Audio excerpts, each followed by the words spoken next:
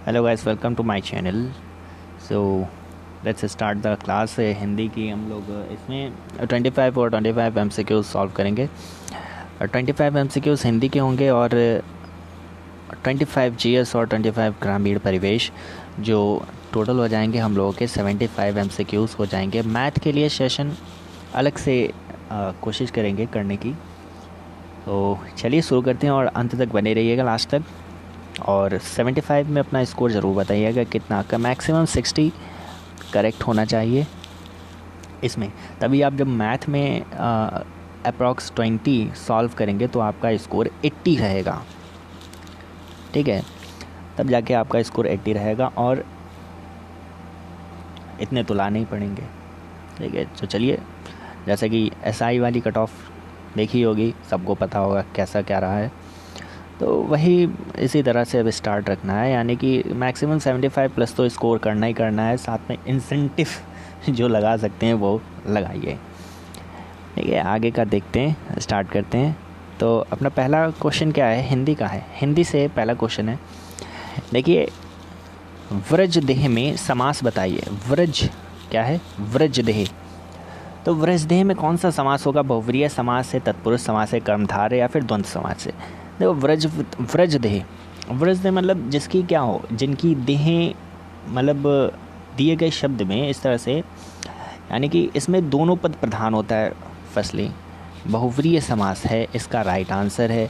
But देखो, व्रज में समास अगर हम विग्रह करना चाहें व्रजदेह का, तो क्या होगा? जिनकी देहें, यानी कि व्रज हैं जिनकी देह, व्रज जैसी देहें हो, तो उसके लिए बहुव्रीहि समास होगा। यानी कि इसमें दोनों पद प्रधान ना होकर किसी अन्य पद पर प्रधानता होती है, या मतलब किसी अन्य की तरफ इशारा या इंगित करती है। जैसे कि एक बहुचर्चित इसका एग्जाम्पल है दशानन।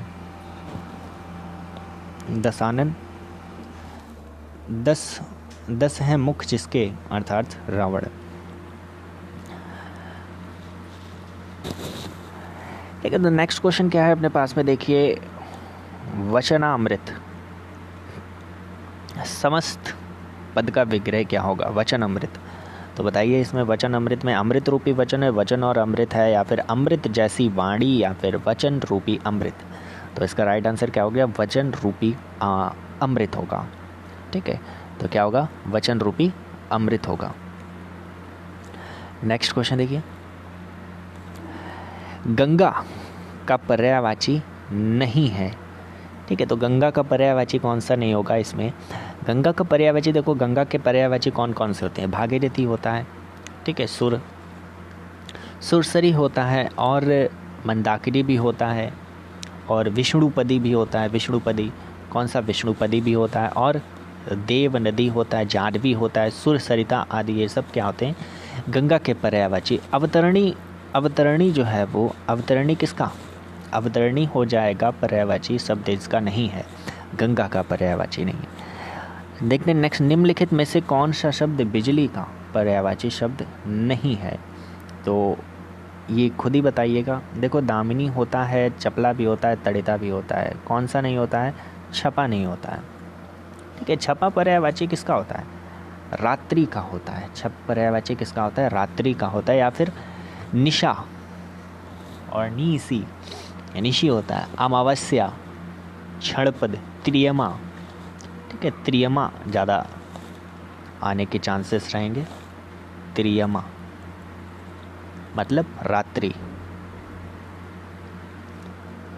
ठीक है, नेक्स्ट देखते हैं, सहचार्य का विलोम शब्द। सहचार्य मतलब क्या होता है? सहचार्य का यानी कि विलोम क्या हो जाएगा? साथ में चलने वाला, जैसे सहचार्य बोलते हैं, और अलगाव क्या हो जाएगा? इसका विलोम शब्द हो जाएगा। और असहयोग का विलोम क्या हो जाएगा भाई? सहयोग हो जाएगा। असहयोग का विलोम क्या हो जाएगा? सहयोग हो जाएगा। नेक्स्ट क्वेश्चन देखिए, सुसृष्टि, सृष्टि, सृष्टि का विलोम शब्द क्या होगा? सृष्टि का विलोम शब्द क्या हो जाएगा? सृष्टि। व्यष्टि हो जाएगा, व्यष्टि, व्यष्टि, समष्टि। ये तो सृष्टि का क्या हो जाएगा? प्रलय हो जाएगा। सही राइट आंसर हो जाएगा अपना। और जबकि इसमें क्या दिया गया, लोग ये भी तो लगा सकते हैं व्यष्टि, तो व्यष्टि नहीं होगा। व्यष्टि का अर्थ विलोम क्या हो जाएगा? व्यष्टि का इलोम यहाँ पर अपना हो जाएगा समष्टि हो जाएगा। क्या हो जाएगा? ये जो लिखा हुआ है ये इसी का विलोम दिया गया है। क्या हो जाएगा? ये विलोम इसका हो जाएगा। ठीक है, ये आपस में ही विलोम है। देखो, किंचित का तत्सम शब्द का तद्भव शब्द बताइए। किंचित मीन्स क्या होता है? किंचित मीन्स कुछ होता है, कुछ। ठीक है, किंचित। लेकिन थोड़ा यहाँ पर क्या है? थोड़ा तद्भव शब्द है, लेकिन पूछा क्या गया? तद्भव शब्द बताइए। और थोड़ा भी यहाँ पर क्या है? तद्भव है। और इसका तत्सम क्या होता है? थोड़ा का तत्सम होता है स्तोक। क्या होता है? स्तोक होता है। ठीक है, नेक्स्ट क्वेश्चन देखते हैं। निम्नलिखित में से निम्नलिखित विकल्पों में से तत्सम शब्द का चयन कीजिए। तत्सम शब्द का चयन कीजिए। तीखा, अटारी, निष्कृष्ट। तो राइट आंसर क्या हो जाएगा? निष्कृष्ट हो जाएगा। कल्पांत शब्द में कौन सी संधि है? कल्पांत में देखो कौन सी संधि हो जाएगी? कला प्लस अंत, इस तरह से बोलते हैं ना, तो इसमें कौन सा हो जाएगा? तो आ वाला है ना, दीर्घ संधि हो जाएगा। यहाँ पे दीर्घ संधि में क्या होता है? आ, ई, ऊ, त्रा के पश्चात कोई भी ह्रस्व स्वर आए या फिर दीर्घ स्वर जैसे होता है आ, ई, ऊ, त्रा स्वर कोई भी आए तो दोनों मिलकर क्या दीर्घ हो जाता है। आ बड़ा आ, ई, ऊ, त्रा हो जाता है। जैसे इसका ऑप्शन जैसे और कोई भी उदाहरण है इसके, जैसे देवालय। तो देव आलय में कौन सा हो जाता है? देव और आलय, देव प्लस आलय, देवालय होता है। और कौन सा होता है? कवि, कवि और इंद्र, कवि इंद्र, कविंद्र। निष्कलंक का संधि विच्छेद, निष्कलंक का संधि विच्छेद क्या होगा? निष्कलंक का संधि विच्छेद, तो इसका राइट आंसर क्या हो जाएगा? निष्कलंक। तो निष्कलंक में कौन सी संधि विच्छेद है? अपना विसर्ग संधि है यहाँ पर। और जो अपने स्थान या स्थिति से अलग ना किया जा सके उसको, इसके लिए क्या, जो अपने स्थान या स्थिति से अलग ना किया जा सके तो अटूट होगा, अटल या अदय, अच्युत। तो इसका क्या हो जाएगा भाई? अच्युत होता है। और ना टूटने वाला तो अटूट हो जाएगा। ठीक है, जो अपनी बात ना टाले, अटल। ठीक है, नेक्स्ट देखिए, जो नभ में चलता है। देखो खे, नभ को क्या बोलते? खे। और चर मीन्स क्या होता है? चलना। तो नभ में चलने वाला खेचर होता है। ठीक है, नभ में चलता है। देखिए नेक्स्ट क्वेश्चन, आंधी आवे बैठ कबावे। बैठ कबावे, इसके लिए क्या हो जाएगा? संकट से मुंह फेरना या फिर विपरीत परिस्थिति पे उपयुक्त समय आने का इंतजार करना। ठीक है, ये राइट आंसर हो जाएगा। नेक्स्ट देखिए, बड़ी बुराई करना लेकिन छोटी से बचना। अर्थ के लिए करने वाले कहावत कौन सी है? तो असरफी की लूट में कोयला, ये तो अलग है। उंगली पकड़कर नहीं, तो इसके लिए कौन सा? गुड़ खाना और गुड़ खाता है लेकिन गुलगुले से परहेज करना। यानी कि बड़ी बुराई, एक तो रसगुल्ला खा रहा है, ऊपर से किससे परहेज कर रहा है भाई? गुलगुले से परहेज कर रहा है। तो ये क्या सा हो जाएगा? छोटी से बचना और बड़ी बुराई कर रहा है। नेक्स्ट देखिए, निम्नलिखित में से विभक्ति से संबंधित त्रुटि वाला, विभक्ति से त्रुटि, विभक्ति संबंधी त्रुटि वाला। ठीक है, रमा घर को जाती है, बिल्कुल सही है। रमा बाजार जाती है, तो कौन सा हो जाएगा? रमा घर को नहीं जाती है भाई, इसके लिए रमा घर जाती ही एक साधारण समय, इसमें को विभक्ति नहीं लगेगी ना, ये त्रुटि वाला। नेक्स्ट देखिए, पति पत्नी के झगड़े का हेतु क्या हो सकता है? हेतु माने क्या होता है? हेतु मीन्स होता है कारण। तो इसके स्थान पर क्या प्रयोग कर लेंगे? पति पत्नी के झगड़े का कारण क्या हो सकता है? ठीक है, तो नेक्स्ट क्वेश्चन क्या है? सर्वदा एक वचन में रहने वाला। एक वचन में हमेशा कौन सा रहता है भाई? एक वचन में आई थिंक 70 नंबर का क्वेश्चन यहाँ पे नहीं है ना, चलिए कोई बात नहीं। सर्वदा एक वचन में रहने वाला प्रयुक्त शब्द कौन सा होता है? तो जनता जो है अपना हमेशा एक वचन में रहता है। जनता कैसा होता है? एक वचन में ही रहता है सर्वदा। और जबकि पति, नाना, सॉरी पति बता रहा हूँ, पिता ना, पिता और नाना, चाचा, दादा आदि संबंधित शब्द ये बहुवचन में ही प्रयुक्त होते हैं। ठीक है, उसका बहुवचन वधू जो होता है, वधुएं होगा। वधू जो होता है बहुवचन, वधू का बहुवचन क्या है? वधुएं होता है, वधुएं। ठीक है, ठीक है, वधुएं होता है। तो यहाँ पर राइट आंसर क्या है? जनता है। नेक्स्ट क्वेश्चन देखिए, प्रवीण। ठीक है, तो क्या कह रहा है कि प्रवीण के भाई ने प्रथम पुरस्कार प्राप्त किया, उपयुक्त वाक्य में कर्म क्या है? तो बताइए, क्या प्रवीण है या प्रथम है, पाया या फिर प्रथम पुरस्कार? तो राइट आंसर क्या? प्रथम पुरस्कार है अपना, यहाँ पे प्रथम पुरस्कार है। क्योंकि क्रिया का प्रभाव कह रहे हैं जिस पे पड़ रहा है वो कर्म होता है। क्रिया का प्रभाव किस पे पड़ रहा है? प्रथम पुरस्कार। क्रिया करी प्रवीण ने, ठीक है, और पुरस्कार प्राप्त हुआ, तो क्रिया का प्रभाव किस पे पड़ रहा है? प्रथम पुरस्कार। तो 20th नंबर का देखिए, निम्नलिखित में से वर्तनी की दृष्टि से शुद्ध शब्द कौन सा है? तो शुद्ध शब्द कौन सा है? तो अधिकार है इसका, लेकिन लिखते कैसे? देखो, अधिकार अगर आप प्रोनाउंसिएशन सही से करेंगे तो लिखेंगे भी सही। अधिकार, ये क्या लिखा है? अधिकार होता क्या है? अधिकार, अधिकार। ठीक है, अध्ययन, अध्ययन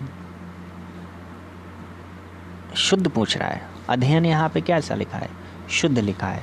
अध्ययन तो सही लिखा है। अनुसरण, अनुसरण बोलते, शरण नहीं, शरण, अनुसरण। यहाँ पे इस सा की बजाय यहाँ पे ये सा प्रयुक्त होगा। ठीक है, सा सर्जमाना नहीं, सा का प्रयोग होगा। आगामी, आगामी होता है, अगमी नहीं, आगामी,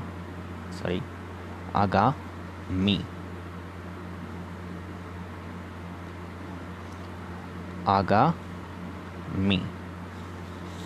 नेक्स्ट देखिए, मानक वर्तनी के आधार पर शुद्ध शब्द पहचानिए। मृत्युदंड, मृत्युदंड बताइए कौन सा राइट आंसर होगा इसमें? तो मृत्युदंड, इसमें कुछ ज़्यादा सोचने वाला नहीं है। मृत्युदंड यहाँ पे राइट आंसर हो जाएगा।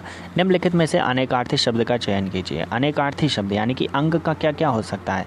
अंग का होता है भेद, पक्ष, टुकड़ा, अंश, ये सब होता है अंग। अब देखिए, यहाँ से स्टार्ट हो रही है अपनी जीएस। तो जहाँ हर्षवर्धन ने, मतलब वो कौन सा स्थल है जहाँ हर्षवर्धन ने महासम्मेलन आयोजन किया था? बुद्ध महासम्मेलन आयोजित किया था। कौन सा है यहाँ पे आयोजित किया था? कहाँ पर? बुद्ध ने। तो सम्राट अशोक के जो 14 अभिलेख हैं, इसमें 51 वाला नहीं है। ओके, देखो, प्रयागराज के जो सम्राट नहीं बल्कि सम्राट का 14वें जो अभिलेख है उससे क्या प्राप्त होता है? उससे जो 13वां शिलालेख जो है वो सबसे बड़ा माना जाता है। ठीक है, ये तो अशोक के कॉन्टेक्स्ट में बात कर रहे हैं। इसमें कलिंग, जो अशोक के द्वारा कलिंग पर जो उसकी विजय का उल्लेख मिलता है 13वें शिलालेख में, 14वें अभिलेख में मिलता है। तो लेकिन बात किसकी करें? यहाँ हर्षवर्धन की बात कर रहे हैं हम लोग। तो हर्षवर्धन के बारे में अगर देखें तो प्रयाग में, कहाँ पर?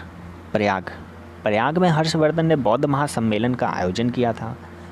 हर्ष के समय में प्रति 5 वर्ष में, कब से? प्रति 5 वर्ष के एक समारोह का आयोजन किया जाता था जिसे महामोक्ष परिषद कहा जाता था। हेन संघ 6वें समारोह में सम्मिलित हुआ था। तो ये क्वेश्चन अब बन सकता है कि हेन संघ कब शामिल हुआ था? कौन भाई? हेन संघ।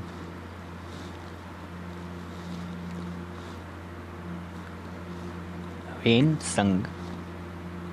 संघ कब शामिल हुआ था? तो 6वें वाले में से, तो 6वें 6th काउंसिल में शामिल हुआ था। नेक्स्ट देखिए, ब्रिटिश शासन के दौरान उत्तर प्रदेश में भूमि पंजीकरण किस अधिकारी द्वारा किया जाता? ब्रिटिश के दौरान, ब्रिटिश है ना, ब्रिटिश शासन के दौरान।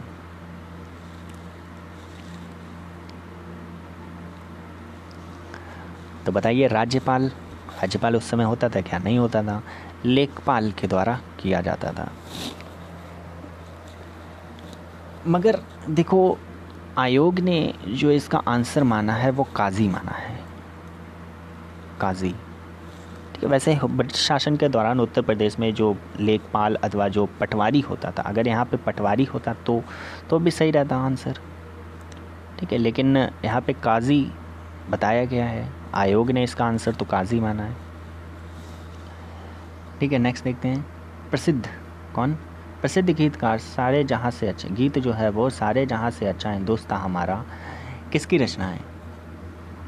तो ये कहाँ गाया गया था? ये 1905 में गाया गया। पहली बात तो किसके द्वारा गाया गया था? मोहम्मद इकबाल ने गाया था। ठीक है, मोहम्मद इकबाल के द्वारा 1905 में गाया गया था, जिसके सर्वप्रथम जो सरकारी कॉलेज लाहौर में पढ़कर सुनाया गया था। कहाँ पर सर्वप्रथम इसको, कहाँ पढ़कर, जो सरकारी स्कूल कॉलेज था वहाँ पर लाहौर में इसे पढ़कर सुनाया गया था 1905 में। ठीक है, सविनय अवज्ञा आंदोलन का मुख्य उद्देश्य क्या था? तो सविनय अवज्ञा आंदोलन पहली बात हुआ कब था? सविनय अवज्ञा आंदोलन 1930 और 31 के दौरान हुआ था। कब हुआ था? 1930 और 31 में हुआ था। ठीक, कब हुआ था? 30 और 31 में हुआ था। गांधी जी के द्वारा जो वायसराय के सम्मुख रखे गए थे 11 सूत्री मांग पत्र विचार न करने के कारण किया गया था। ठीक है, तो क्या हुआ था? ये कह सकते हैं नमक विद्रोह कर था, लेकिन 11 सूत्री जो मांग प्रस्तुत करी थी वो भी पूछ सकता है कि 11 सूत्री मांग रखी गई थी, और ये आंदोलन मतलब अहिंसक ढंग से किया गया था। गांधी जी ने इसकी शुरुआत जो है वो कब करी थी? डांडी मार्च से करी थी। तो डांडी मार्च किससे संबंधित था? ये तो भाई अपना सीधे सीधे किसी नमक सत्याग्रह से संबंधित था। और डांडी मार्च हुआ कब था? डांडी जो हुआ था वो 12 मार्च को स्टार्ट हुआ था। ठीक है, 12 कब से? 12 मार्च, और कब तक चला था? 6 अप्रैल तक, 1930 तक। 1930 में ही स्टार्ट हुआ था। ठीक, तो नेक्स्ट क्वेश्चन देखते हैं। कोयम्बटूर को दक्षिण भारत का मैनचेस्टर क्यों कहा गया है? कोयम्बटूर को क्यों कहा गया? ऑटोमोबाइल उद्योग है कि या फिर कपास उद्योग है, जूता उद्योग या फिर रबड़ उद्योग? तो इसमें तो किसी का गलत नहीं होना चाहिए। कोयम्बटूर कहा गया है किसको? मैनचेस्टर कहते हैं। अहमदाबाद को भारत का मैनचेस्टर कहा जाता है। अहमदाबाद को भारत का मैनचेस्टर कहा जाता है, लेकिन दक्षिण भारत का मैनचेस्टर कोयम्बटूर को कहा जाता है। यहाँ पर क्या है? कपड़ा उद्योग के लिए बहुत प्रसिद्ध है, कपास उद्योग के लिए। नेक्स्ट रिपीटेड क्वेश्चन आ गया। आंवले का सर्वाधिक उत्पादन कहाँ किया जाता है? आंवले का सर्वाधिक उपयोग सर्वाधिक कहाँ किया जाता है? सर्वाधिक उत्पादन कहाँ किया जाता है? तो ये प्रतापगढ़ में किया जाता है। कहाँ किया जाता है? प्रतापगढ़ में किया जाता है। आंवले का जो सर्वाधिक उत्पादन है उत्तर प्रदेश के प्रतापगढ़ में होता है। आंवले में देखो क्या पाया जाता है? विटामिन सी पाया जाता है, और आंवले की खेती के लिए अम्लीय मृदा, एसिडिक सॉइल बहुत ही उपयुक्त होती है। ठीक है, जैसे आंवले की और कई सारी जैसे क्या होती हैं प्रजातियां होती हैं, N7 कंचन और लक्ष्मी 52, इसकी क्या है? नई प्रजातियां हैं इसकी, आंवले की। भारत में silicon valley, I hope you सबको मालूम होगा, बेंगलुरु को कहा जाता है। आईटी कंपनियां, आईटी हब है ना। भारत के जो निर्यात में 33% का योगदान आईटी क्षेत्र से होता है। ओके, नेक्स्ट देखिए। माले की राजधानी क्या है? तो माले की राजधानी क्या है? मालदीव है यार, इसमें तो कुछ है ही नहीं। मालदीव यानी कि हिंद महासागर में स्थित प्रवाल द्वीपों का एक समूह है। मालदीव में 1192 जो टापू हैं, आइलैंड्स हैं, इन पर कितनी बस्तियाँ? 200 बस्तियाँ। और माले की राजधानी क्या? माले है जो ये सबसे बड़ी राजधानी, मतलब राजधानी है और वहाँ का सबसे बड़ा शहर भी है। और इसकी राजभाषा धिवेही, क्या बोलते हैं?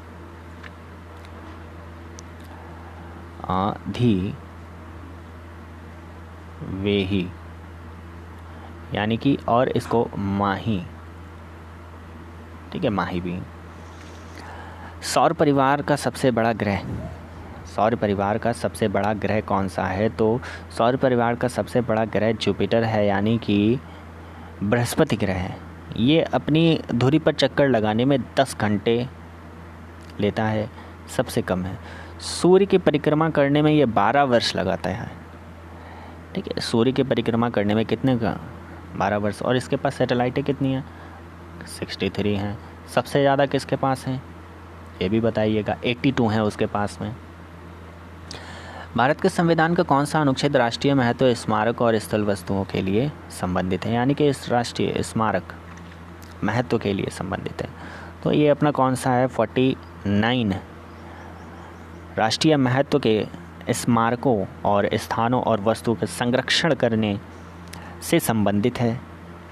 और देखो यहाँ पे 48 भी दिया गया है, मोस्ट इम्पॉर्टेंट है 48, आर्टिकल 48 एग्रीकल्चर और जो पशुपालन का संगठन, ठीक है, कृषि। ये पूछा जाता है कि महात्मा गांधी द्वारा, महात्मा गांधी के अनुशंसा वाला, जैसे किस आर्टिकल? 48 आर्टिकल है, 48 नंबर का आर्टिकल।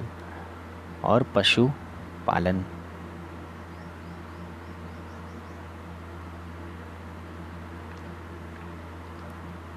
ठीक, पशुपालन 48A ये पर्यावरण से, इन्वायरमेंट से। और 49 जैसा कि बताया राइट आंसर है। और 50 क्या है? ये कार्यपालिका से न्यायपालिका का पृथक्करण। नेक्स्ट देखिए, भारतीय संविधान में कौन सा अनुच्छेद अनुसूचित जाति क्षेत्रों और जनजातीय क्षेत्रों के प्रशासन से संबंधित है? तो कौन सा संबंधित? 214 है या 240 है, 244 है, 248 है? ठीक है, तो कौन सा इसमें राइट आंसर क्या हो जाएगा इसका? 244। आर्टिकल 244 अनुसूचित क्षेत्रों और जनजातीय क्षेत्रों के प्रशासन यानी कि एडमिनिस्ट्रेटिव से संबंधित है। भारतीय संविधान की जो 5वीं अनुसूची है, कौन सी? 5th शेड्यूल है। 5वीं अनुसूची क्या है? 5वीं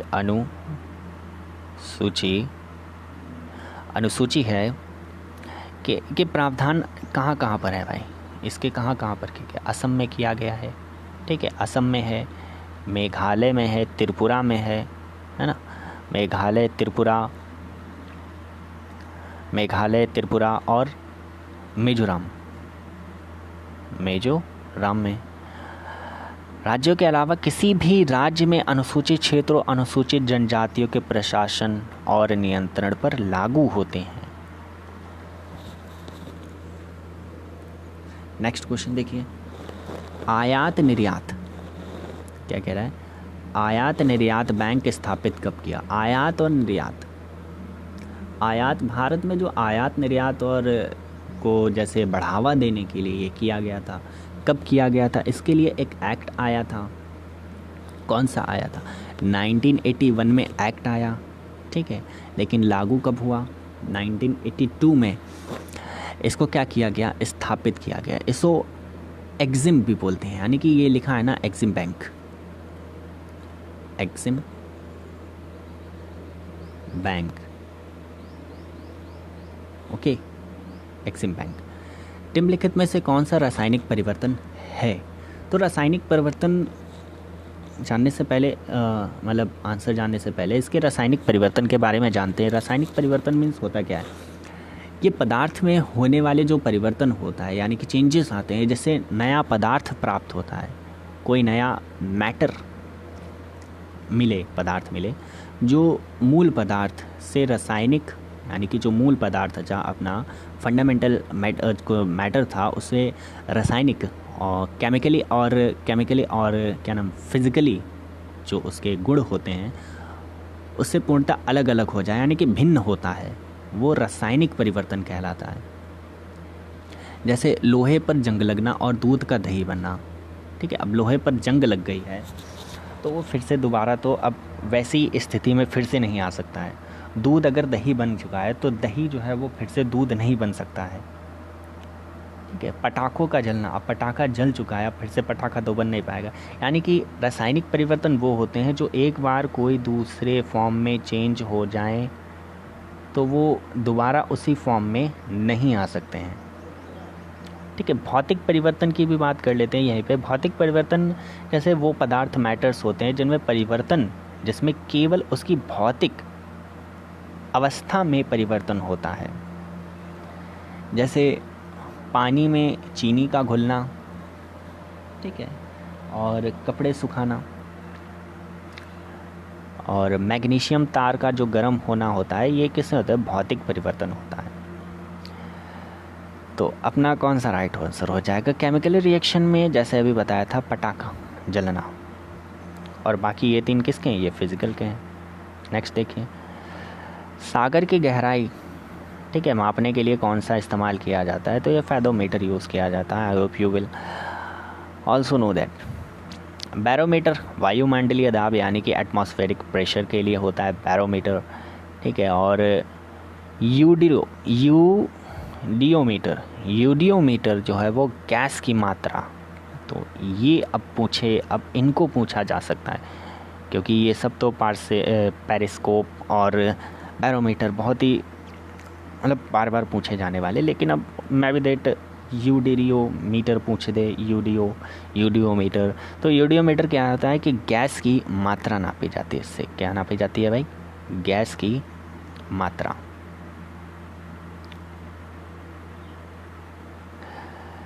ठीक है। और पेरिस्कोप का प्रयोग ऐसी वस्तुओं को देखने के लिए किया जाता है जो सीमा से दूर होता है। अरे भाई पेरिस्कोप होता है। और सागर की गहराई, अच्छा ये हो चुका है। इलेक्ट्रॉन की खोज किसने की थी? तो ये भी मतलब एक मालूम ही होगा ना यार, ये किसने किया? ये जे थॉमसन ने किया था। अब ये चीज़ तो 10th क्लास से पढ़ते आ रहे हैं। इलेक्ट्रॉन की खोज गोल्डस्टेन और चैडविक चाचा और रदरफोर्ड, ये तो मतलब पता ही होना चाहिए। रदरफोर्ड ने किसके करे थे? न्यूक्लियस नाभिकी जिसे बोलते हैं, किसका बोलते हैं? नाभिक बोलते हैं। और चैडविक ने किसकी? चैडविक ने न्यूट्रॉन, है ना। और जे थॉमसन जैसे कि इलेक्ट्रॉन है, ठीक। और गोल्डस्टेन प्रोटॉन जिसे बोलते हैं, प्रोटॉन। गोल्डस्टेन ने किसके करे थे? प्रोटॉन, ठीक। तो हास्य गैस क्या है? हास्य गैस देखो नाइट्रस ऑक्साइड है, ये कभी मत भूलना है।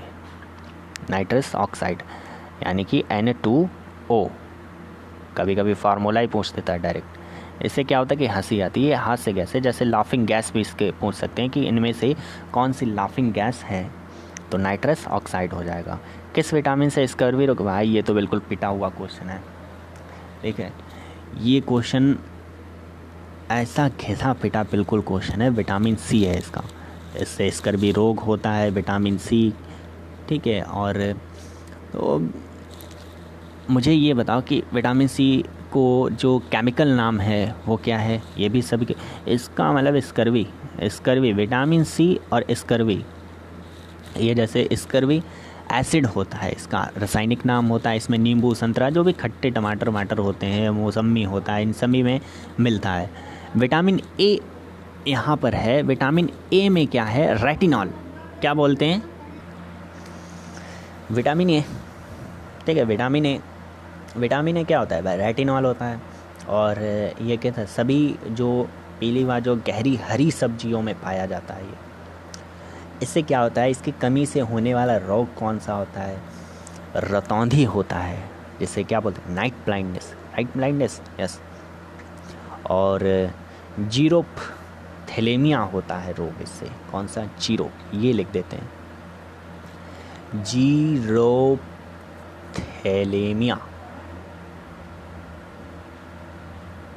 जीरोपथैलेमिया इससे रोग होता है।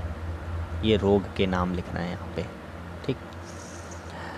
नेक्स्ट क्वेश्चन विटामिन बी के भी बारे में चर्चा कर लेते हैं। विटामिन B1 एक्चुअल में विटामिन B1 थायमीन होता है। ये अनाज के छिलके, अंडे और मांस आदि में पाया जाता है। इसकी कमी से होने वाला रोग कौन सा है भाई? बेरी है, बेरी और बेरी, ठीक है। विटामिन डी कैल्सीफेरॉल, क्या बोलते हैं, कैल्सीफेरॉल बोलते हैं विटामिन डी। ये सूर्य के जो पैराबैग्रिक किरणें होती हैं इनकी त्वचा से स्वतः बनता है। त्वचा में क्या होता है, विटामिन डी स्वतः अपने आप ही बन जाए। इसकी कमी से क्या हो जाता है, रिकेट्स होता है जो सूखा रोग होता है बच्चों में। और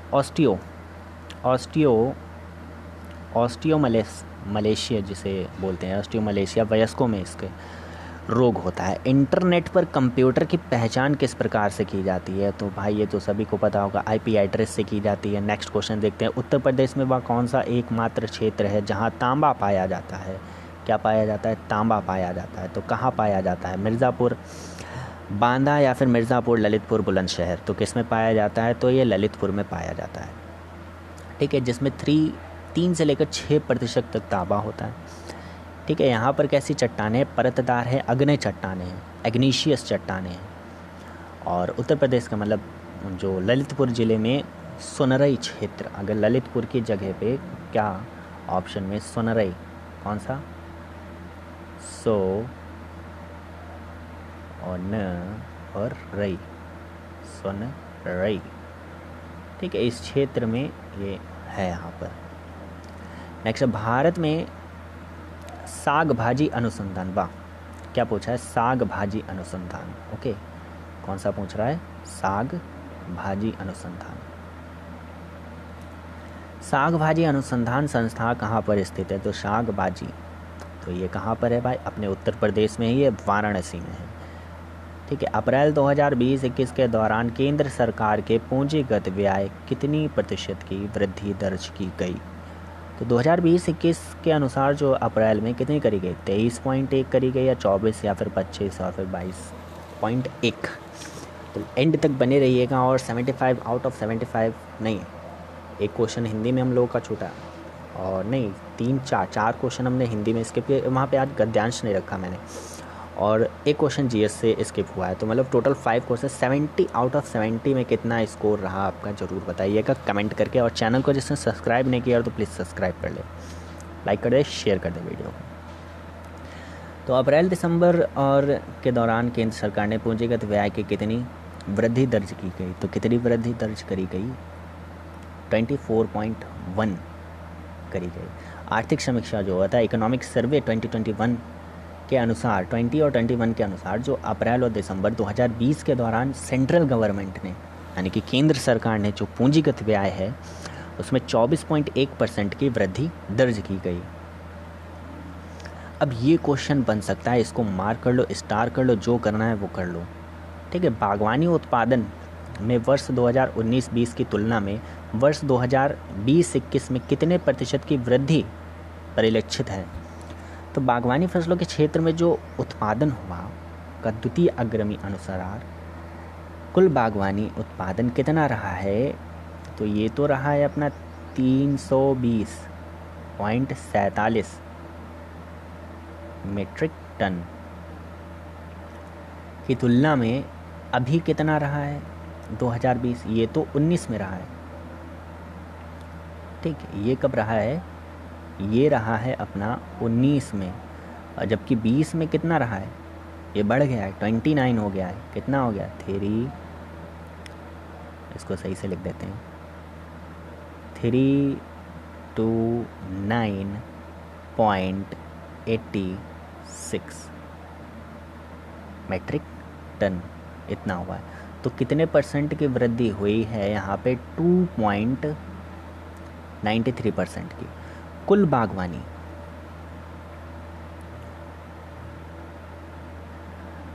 और कुल बागवानी फसलों का क्षेत्रफल 2019-20 की तुलना में 2020-21 में कितने मिलियन हेक्टेयर हो गया, तो कितने मिलियन हेक्टेयर बढ़ गया है यहाँ पर, तो कितना बढ़ गया है ये याद ही कर लो डायरेक्ट, 27.23 यानी कि 27.23 मिलियन हेक्टेयर इंक्रीज़ हुआ है। नेक्स्ट देखते हैं, निम्नलिखित में से कथनों में से कौन सा सत्य कथन का चयन करना विशेष स्टाफ के लिए उत्पादन संबंध में प्रोत्साहन योजना के लिए संबंधित है। तो निम्नलिखित कथनों में से कौन से सत्य कथन का चयन करें। ठीक है, सत्य कथन पूछ रहा है और विशेष स्टाफ के लिए उत्पादन संबंध प्रोत्साहन योजना संबंधित है।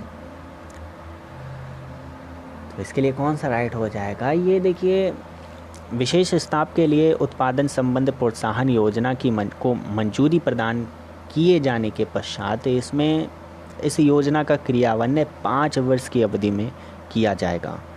ठीक है, इस योजना में लगभग कितना 40,000 करोड़ रुपए का निवेश आएगा और विशेष स्टाफ उत्पादन यानी कि 25 मिलियन टन की अतिरिक्त क्षमता का इसमें सृजन होगा। इस योजना 68,000 कितना है 68,000 प्रत्यक्ष रोजगार और 5,25,000 व्यक्तियों को रोजगार प्राप्त होगा।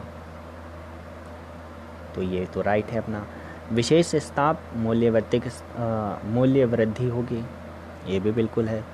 जो क्या करेगा, समय जो सामान्य रूप से तैयार स्टाफ को संसाधित करके बनाएगा और इस योजना का क्रियान्वयन हमेशा जैसे अभी बताया 5 वर्षों में होगा। तो ये तीनों राइट हो जाएंगे। केसर का पौधा कौन सा भाग उपयोग में लाया जाता है? तो केसर का पौधे का कौन सा भाग उपयोग में लाया जाता है? तो कौन सा भाग लाया जाता है? ये लाया जाता है अपना वर्तिकाग्र, जिसे क्या बोलते हैं? स्टिग्मा बोलते हैं। इंग्लिश में क्या बोलते हैं भाई?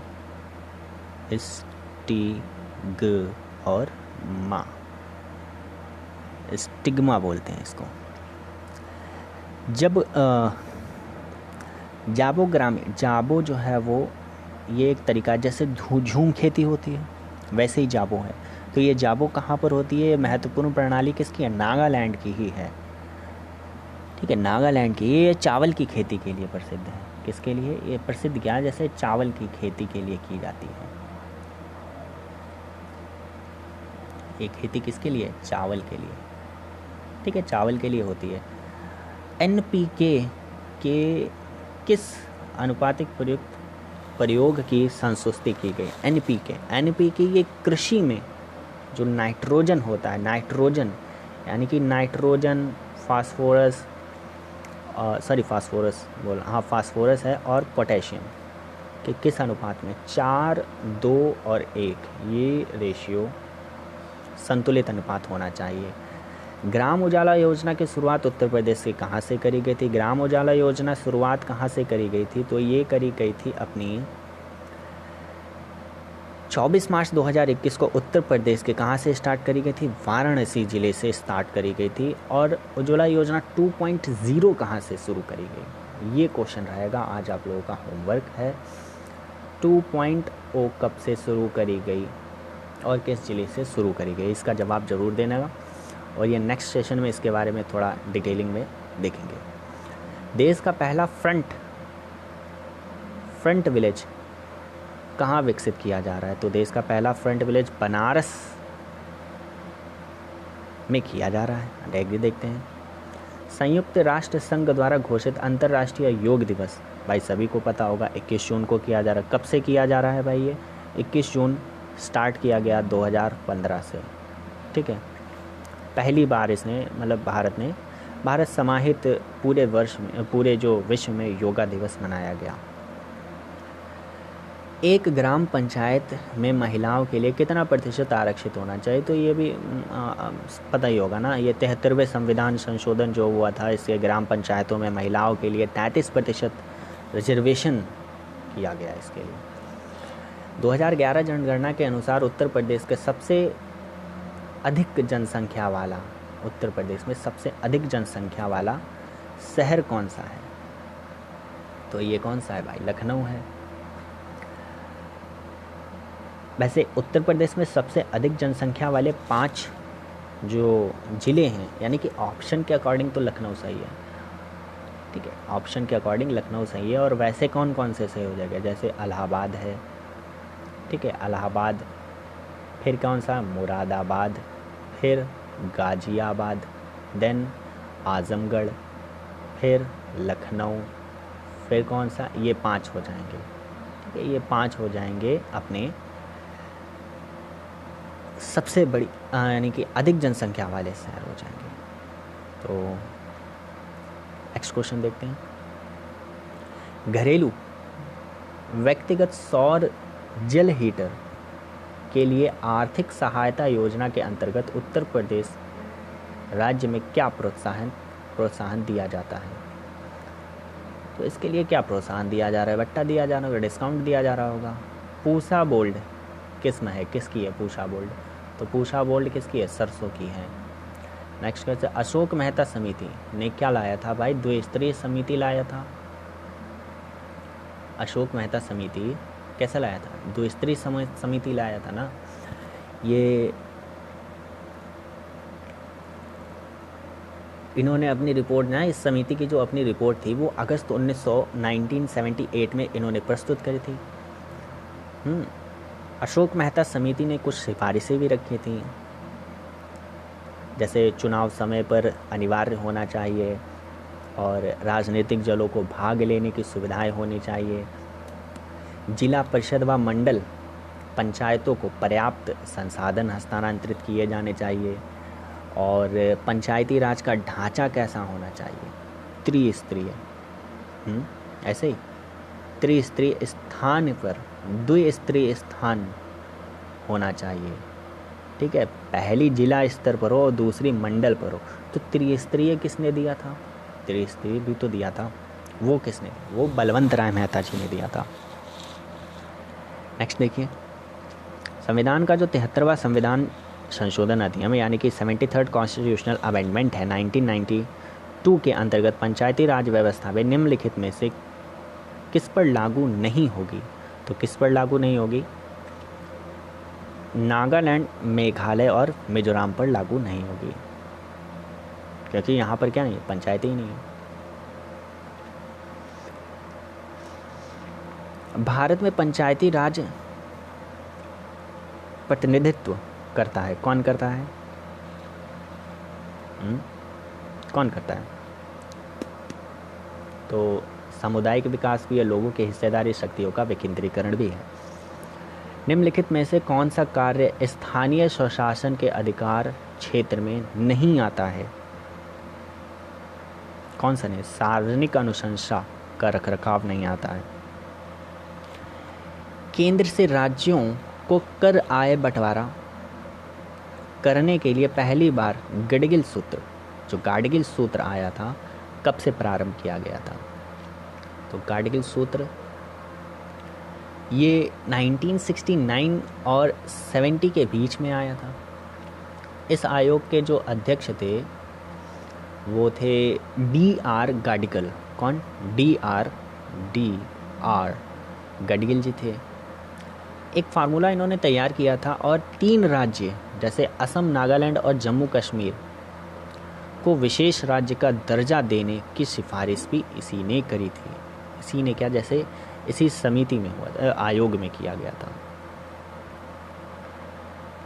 ठीक है, नेक्स्ट क्वेश्चन देखते हैं। निम्नलिखित में से कौन संविधानोत्तर संस्था है? संविधान उत्तर संस्था है तो कौन सी है? तो संघ लोक सेवा आयोग, एब्सोल्युटली। ये किस में है? संघ लोक सेवा आयोग अनुच्छेद में ही है। कौन सा आर्टिकल है? 315। कौन सा है? 315 आर्टिकल। और वित्त आयोग किस में है? वित्त आयोग और चुनाव आयोग और योजना आयोग। तो योजना आयोग तो ये 1 जनवरी 2015 को योजना आयोग जो है वो नीति आयोग में चेंज हो गया, लेकिन बना कब था? ये 15 मार्च 1950 में इसका गठन किया गया था। ठीक है, और वित्त आयोग अभिलेख कब का है? अनुच्छेद 280 आर्टिकल या फिर अनुच्छेद कौन सा है? 280 में इसका वर्णन है। चुनाव आयोग 324। कौन सा? चुनाव आयोग 324। योजना आयोग का गठन 15 मार्च 1950 को, इसको नया नाम जैसे इसको प्रतिस्थापित कब किया गया? 1 जनवरी 2015 को क्या बना दिया गया? नीति आयोग। नेक्स्ट देखिए क्वेश्चन क्या है। निम्नलिखित में से किस समिति ने भारत में कृषि जोत कर का सुझाव दिया? तो किसने कृषि जोत का दिया? तो राज समिति, ये मतलब क्या है कि जोत पर जो कर के विवाद निपटान हेतु 1972 में केंद्र सरकार ने डॉक्टर KN राज की अध्यक्षता में कृषि संपादन आय पर समिति नियुक्त की गई।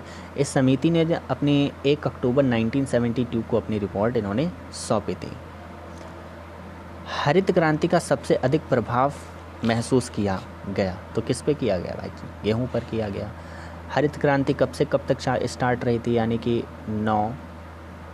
1966 से 67 के बीच में प्रारंभ हुई थी। भारत में हरित क्रांति डॉक्टर MS स्वामीनाथन थे। भारत में हरित क्रांति का प्रभाव जो है वो मुख्यतः गेहूं और कुछ हद तक धान की खेती, यानी कि चावल की जो धान होता है उस पर भी हरित क्रांति पड़ा। और इससे प्रभावित क्षेत्र कौन कौन से थे? जैसे पंजाब, हरियाणा और पश्चिम बंगाल, उत्तर प्रदेश पश्चिम बंगाल बता रहे, पश्चिमी उत्तर प्रदेश में सर्वाधिक देखा गया है। नेक्स्ट क्वेश्चन क्या है? निम्न में से कौन सा फसलों में न्यूनतम समर्थन मूल्य निर्धारण संबंधी संस्तुति करता है? तो कौन करता है भाई? इसके लिए करता है अपना कृषि लागत एवं कीमत आयोग। कृषि लागत एवं कीमत आयोग क्या है? फसलों के न्यूनतम समर्थन मूल्य जो MS जो बोलते हैं निर्धारण संबंधी संस्तुति करता है। उल्लेखनीय है कि मतलब 1965 में कृषि मूल्य आयोग APC की स्थापना हुई। 1965 में किसकी स्थापना होती है? A, P और C की स्थापना होती है। ठीक है, इसको क्या किया जाता है? 1985 में इसका नाम कृषि लागत मूल्य आयोग कर दिया जाता है। वर्तमान में इसके क्या हैं? इसके अध्यक्ष नवीन प्रकाश जी हैं और ये 23 फसलों के लिए न्यूनतम समर्थन मूल्य निर्धारित करता है। ठीक है, नेक्स्ट क्वेश्चन देखते हैं। निम्नलिखित में से एक भारतीय कृषि की विशेषता नहीं है। प्रकृति पर अधिक निर्भरता रहती है, एब्सोल्युटली। उत्पादन का निम्न दर भी रहता है। फसलों की विविधता है, एब्सोल्युटली। लेकिन बड़े खेतों की प्रधानता यहाँ पर नहीं है। नेक्स्ट देखिए, प्रधानमंत्री उज्ज्वला योजना के संदर्भ में निम्नलिखित कथनों पर विचार कीजिए और कोट का प्रयोग करके सही उत्तर का चयन कीजिए। इस योजना ग्रामीण महिलाओं के लिए किया गया है, बिल्कुल सही बात है। और यह योजना प्रमुखतः BPL परिवारों के स्वच्छ ईंधन के लिए उपलब्ध कराना है, ये भी बिल्कुल सही बात है। ठीक है, LPG। लेकिन ये शुरुआत इस योजना की कब होती है? 1 मई 2000 कब होता है? 1 मई 2016 को इस योजना का किया जाता है। बलिया जिले से हुई थी। और जबकि 10 अगस्त 2021 को उत्तर प्रदेश के महोबा जिले में प्रधानमंत्री मोदी जी ने उज्ज्वला योजना 2.0 का भी उद्घाटन किया था। अब देखिए, ये सूची दी गई है और यहाँ पर स्वजलधारा योजना। अब जलधारा है तो किससे संबंधित होगी? जलपूर्ति से संबंधित होगा। हरियाली, प्रधानमंत्री सड़क है तो किससे होगा? संपर्क, है ना? किससे संबंधित होगा? संपर्क। तो किससे होगा? स्वजलधारा योजना ये कब आई थी? ये 2002 में हुआ था। जल आपूर्ति के लिए संबंधित है सूची, इस मतलब जलपूर्ति के लिए है। और हरियाली योजना 2003 में आई थी। वाटरशेड प्रबंधन से है, और स्वर्ण जयंती ग्राम स्वरोजगार योजना ये किससे है? तो ये कब आई थी योजना? 1999 में आई थी। प्रधानमंत्री ग्राम सड़क योजना, है ना, ये ग्रामीण संपर्क से है। ये कब आई थी? 2000 में आई थी। योजना का शुभारंभ किया गया था। तो इस हिसाब से राइट आंसर क्या हो जाएगा? डी आंसर हो जाएगा। आधार एक कार्यक्रम है। ये कैसा है? भारतीय नागरिकों को पहचान उपलब्ध कराने के। ये देखो, यो यूनिक आइडेंटिफिकेशन डिजिट है, UID कार्यक्रम का जो परिवर्तन कर इसे आधार कर दिया गया है। यानी कि unique identification authority of India के प्रमुख नंदन नीलेकर्णी ने 26 अप्रैल 2010 को एक विशिष्ट पहचान संख्या यानी कि यूनिक आइडेंटिफिकेशन ये बनाया, इसका नाम आधार, लोगो जो आधार पेश किया, ठीक है। और इसमें 12 अंकों का विशिष्ट पहचान होता है। 2009 में हुई थी इसकी क्या पहली पहचान संख्या, यानी कि 12 अंकों की जो विशिष्ट संख्या जारी किया गया है इसमें। और यूडीआई की स्थापना कब होती है? 2009 में की गई थी। इसका मुख्यालय कहाँ पर है? दिल्ली में है, ठीक है। नेक्स्ट देखते हैं, हमारे राज्य में 1990 में किस नाम से जाना था? हमारे राज्य में 1990 बता रहा हूँ, 1090 यार ये तो पता ही होगा ना, वुमेन पावर लाइन है ये। उत्तर प्रदेश सरकार के द्वारा महिलाओं की सुरक्षा के लिए शुरू किया गया था। नेक्स्ट क्वेश्चन क्या है कि लास्ट क्वेश्चन है अपना, स्वावलंबन योजना निम्नलिखित में से किस उद्देश्य की पूर्ति करता है? तो स्वावलंबन है महिलाओं को प्रशिक्षण एवं कौशल प्रदान करने के लिए करता है। तो आप लोगों ने I hope you all watching video and तक बने रहने के लिए धन्यवाद। और चैनल को सब्सक्राइब कर लेना और स्कोर अपना ज़रूर बताइएगा कितना रहा। तो मिलते हैं अगले सेशन में। तो हम लोगों का प्रैक्टिस सेशन ये तीसरा चल रहा है, तो कुल कितने हो जाएंगे इसमें? कम से कम 15 प्रैक्टिस सेशन करवाएंगे और साथ ही कुछ हल्का फुल्का टॉपिक वाइज भी वीडियो अपलोड करते रहेंगे। So thank you.